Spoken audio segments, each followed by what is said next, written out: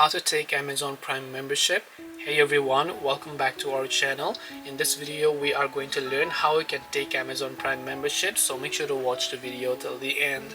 To basically take your Amazon Prime membership, all you have to do is go ahead and then first of all make sure to launch your browser. So I would recommend you open your browser, then just come to this URL, which is amazon.com/Amazon Prime. I will also make sure to drop it directly in the description box below. So when you go to amazon.com/Amazon Prime, you will basically see this type of interface where you want to simply select and log into your Amazon account.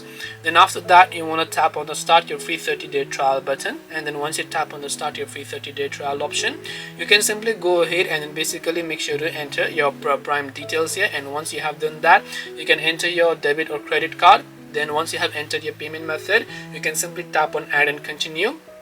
Once you do that, you will get the Amazon Prime subscription. This way you can take Amazon Prime membership. Hope this video was very helpful. If you have got any more questions, then feel free to also leave them down below. Thank you for watching till the very end of this tutorial, and see you soon in the next video.